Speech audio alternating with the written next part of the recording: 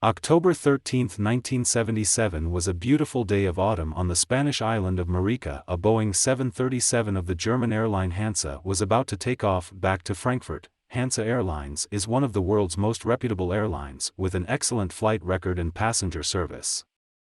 Tops the list of international awards. On this flight number 181. There were only 82 passengers. The scheduled arrival time was 15:10. After hearing the boarding call, the passengers walked onto the plane with ease, ready to enjoy the excellent service of Hansa Airlines. But there were still 4 young men and women after the last announcement.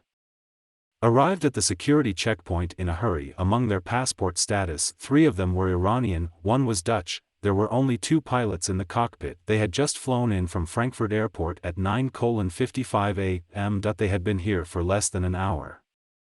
When the captain left home in the morning, he said goodbye to his beautiful wife. In case of a terrorist hijacking the plane, as the captain of the plane, he would not do anything to endanger the lives of the boxers. The cabin crew began to prepare the meal.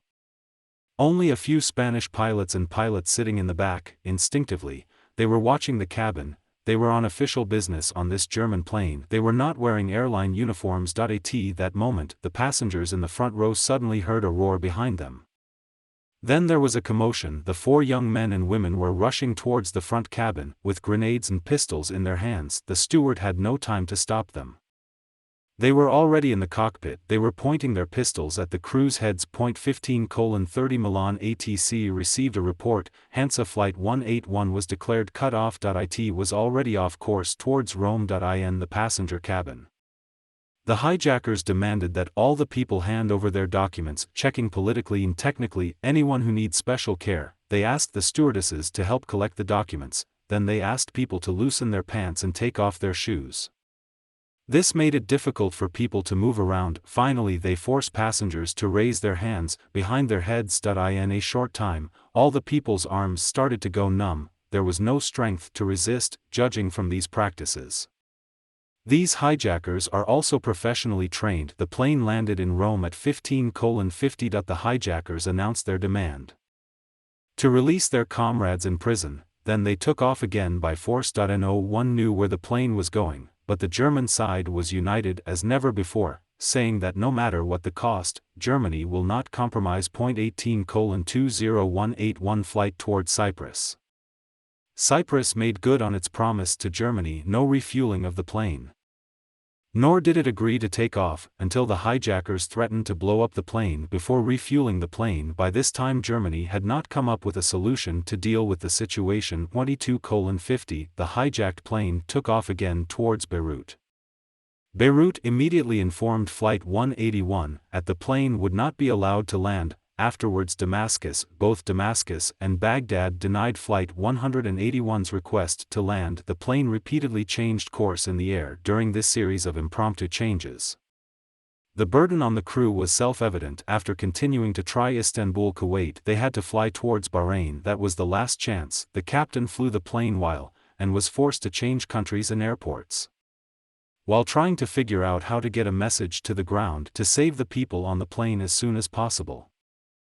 Finally, he made intermittent contact with planes flying nearby. He was able to contact them. He whispered to them in German that there were 4 people. 2 pairs of men and women. They had handguns and grenades. The next morning at 1:45 a.m. the plane landed safely at Bahrain Airport. The hijackers did not allow the passengers to open the sun visor on the window. Passengers did not know where the plane had landed. The plane continued to refuel. Meanwhile, the hijackers made another request to Germany through the airport. At 3:40 the plane took off again. No one knew where they were going. Dubai International Airport has also received orders to close the airport immediately, but the German airline Hansa headquarters received the captain's a tired and hoarse request.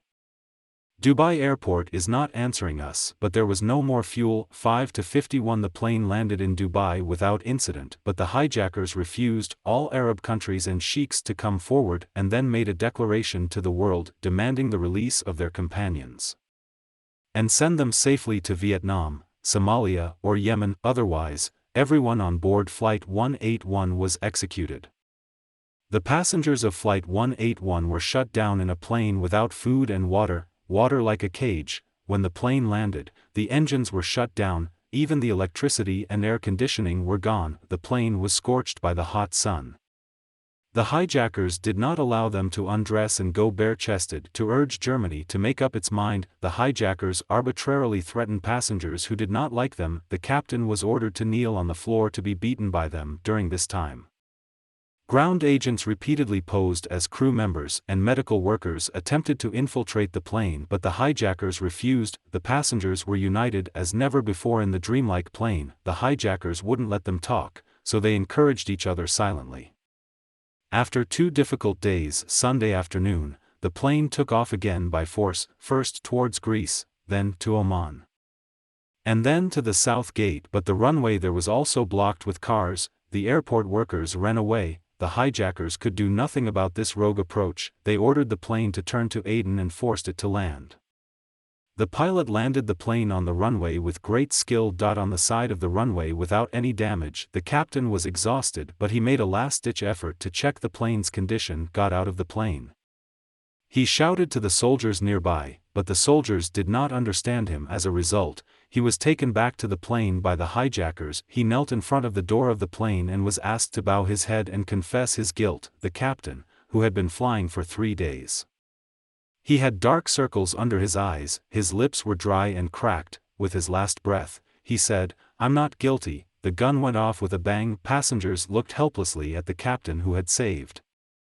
The captain of the plane who saved the lives of boxers fell through the door of the plane. He fell head first to the bottom. He died at his beloved post. His face was tired but still calm. The world saw this classic heroic death on television in slow motion. The world saw this classic heroic death in slow motion on television, including the captain's wife and their children. At 1 a.m. The co-pilot was coerced by the hijackers, was forced to fly the plane alone to take off again. In fact, long before landing in Aden, Spain, and the pilots on the plane, they were already worried about the pilot. They also wanted to replace their counterparts so they could catch their breath. But they knew that, once the hijackers knew there was a pilot on board, the German pilot's life would be lost. The hijackers were losing patience on the plane. They killed another passenger who didn't look good. With the co-pilot alone at the wheel, the plane landed safely in Mogadishu. The German side had to ACT the moment when the hijackers announced the arrival of the last call. The moment the hijackers announced the arrival of the last call, they unexpectedly sounded the death knell for themselves. The German 9th Anti-Terrorist Department column raided the plane. All hijackers were hit, all remaining passengers were unharmed. All passengers were sent back to Germany to recuperate. After the plane landed, Frankfurt Airport held a simple but solemn sympathy ceremony. Passengers stepped off the plane. They saw a young woman wearing sunglasses at all times. They went up to her in turn, silently embraced the wife of the captain who lost her husband. When the anti-terrorist soldiers, who still smelled of smoke, came over to say goodbye to the passengers, passengers flocked to the front, forgetting to hug these brave soldiers they had never met. They refused to part for a long time. The people there could not help but cry long and hard. Afterwards, the German 9th column became a model of anti-terrorist, a model of the elite force.